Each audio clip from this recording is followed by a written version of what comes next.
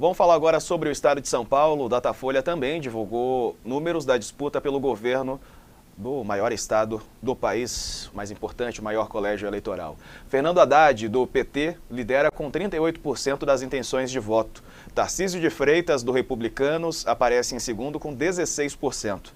Rodrigo Garcia, do PSDB, tem 11%. Carol Vigilar tem 2%, Gabriel Colombo também 2%, Altino Júnior 1%, mesma porcentagem de Edson Dorta e Elvis César e Vinícius Poit. Votariam branco e nulo, 17%, não sabem, 11%. Então Haddad 38%, Tarcísio 16%, Rodrigo Garcia 11%. E aí essa movimentação, Toledo, Haddad segue à frente. Você observa a disputa entre Tarcísio e Garcia. Como é que foi essa movimentação na tua avaliação? Primeira pesquisa aí com o início da campanha.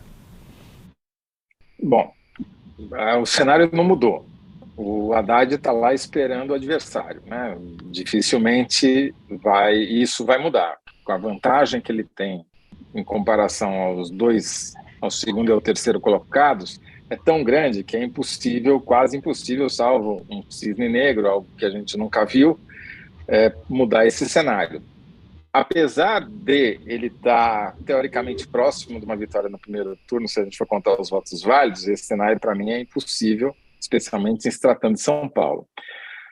O que sobra então para analisar é quem vai ser o adversário do Haddad no segundo turno, se vai ser o atual governador Rodrigo Garcia ou se vai ser o candidato do bolsonarismo, Tarcísio de Freitas. Tarcísio de Freitas está ganhando, aparentemente, vantagem sobre o Rodrigo Garcia. O grau de conhecimento dos dois é equivalente, só que o Tarcísio se beneficia de um eleitorado mais aguerrido, mais militante, que está mais empenhado em fazê-lo ganhar, que é esse eleitorado bolsonarista.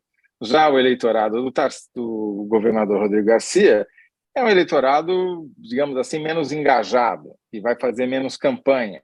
E aí ele vai ter que contar, para contrapor essa diferença de militância, o governador Rodrigo Garcia vai ter que contar com a máquina, né? A enorme quantidade, centenas de prefeitos que o apoiam, o fato dele estar no governo, enfim. Essa me parece ser a história dessa eleição. Vai ter segundo turno, vai ser entre Haddad versus Rodrigo Garcia, o candidato do bolsonarismo. Isso ainda não está definido, mas o Tarcísio saiu na frente, como era de se esperar por esses fatores que eu expliquei. Já teve o primeiro debate, né, transmitido na TV, na Band, com esse confronto entre os candidatos, e vai começar, logo em breve, a campanha no rádio e na TV, para projetar alguns candidatos. Muita gente não sabe nem que o Rodrigo Garcia é o governador do estado de São Paulo, né, Carla?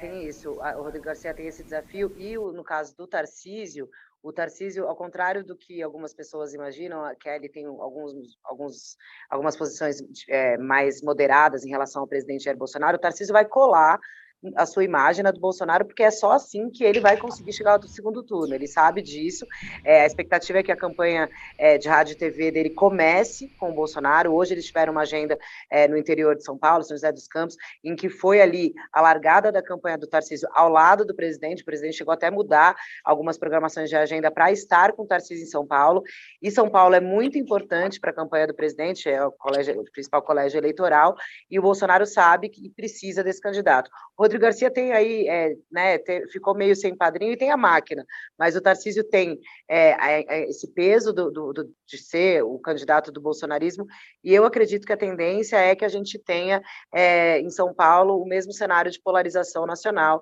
entre um candidato do PT e o candidato do bolsonarismo. Eu acho que o Tarcísio tende a crescer, ajudado aí por essa onda de Bolsonaro, e ele vai usar muito a imagem do presidente nessa campanha.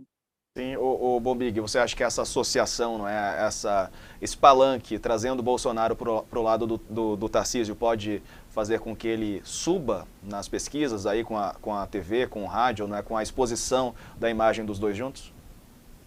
Nesse momento, inclusive, o que está fazendo, ele tá na frente, é a associação ao Bolsonaro. Eu entendo que essa eleição vai ser muito difícil para o PSDB, talvez a mais difícil da história do PSDB desde 1998, quando o Mário Covas se esfolou lá com o Paulo Maluf. como diz o Toledo, lá na Grande Matão, onde o PSDB sempre foi muito soberano, né, no interior de São Paulo como um todo, definia as eleições em favor do PSDB.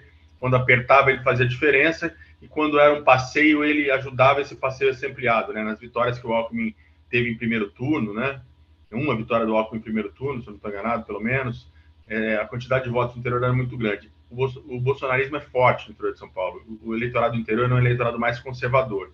Então, apesar do Rodrigo ter muito apoio de prefeitos, ele fechou uma aliança ali com vários prefeitos, não é a garantia de que ele vá abrir uma vantagem como abria antes no interior. Então, o PSDB vai ter um desafio, na minha visão, esse ano, que é ser bem votado na capital. E qual que seria assim, a porta de entrada para o PSDB ser bem votado na capital? A rejeição ao Bolsonaro. A rejeição ao Bolsonaro em São Paulo, segundo os levantamentos que eu vim acompanhando, ela é alta, né? Então, isso, de alguma maneira, tem que obrigar o Rodrigo a fazer algo que ele não vem fazendo, que é bater no presidente, que é atacar o presidente Jair Bolsonaro. Se ele não atacar o presidente Jair Bolsonaro, vejo uma eleição muito difícil para ele, né? Como disse a Carla, mesmo está na frente da máquina do governo, mesmo sendo pouco conhecido, e o horário eleitoral pode ajudar um pouquinho nisso, né? Associar o governo a ele, né? E tal, eu acho que em algum momento ele vai ter que ter esse confronto com o Bolsonaro, e isso não estava nos planos da estratégia inicial. A estratégia inicial do Rodrigo Garcia era ter um pouquinho de voto do eleitor do Lula, ter um pouquinho de voto do eleitor do Bolsonaro, ter um pouquinho de voto do eleitor da Simone, ter um pouquinho de voto do eleitor do Ciro, era não fustigar ninguém, principalmente o Bolsonaro nesse primeiro turno, mas essa vantagem que o Datafolha traz para o Tarcísio, talvez esteja nesse momento lá o QG da campanha, lá os estrategistas do Rodrigo, já pensando o que fazer daqui para frente. Vamos ver a pesquisa. Diego, posso só... Claro, vai lá. Fala uma coisinha aqui. A gente está falando tudo isso, porque, obviamente, é o nosso dever, né? Mas o dado mais significativo sobre essa pesquisa em São Paulo é que 57% dos eleitores paulistas não sabem dizer espontaneamente em quem vão votar, e outros 12% dizem que vão votar branco ou nulo. Ou seja, na espontânea, o não voto está somando 69%. Ou seja, a eleição não começou em São Paulo ainda. O eleitor não está preocupado com isso, vai mudar muita coisa ainda. Aqui a gente está falando quase que antevendo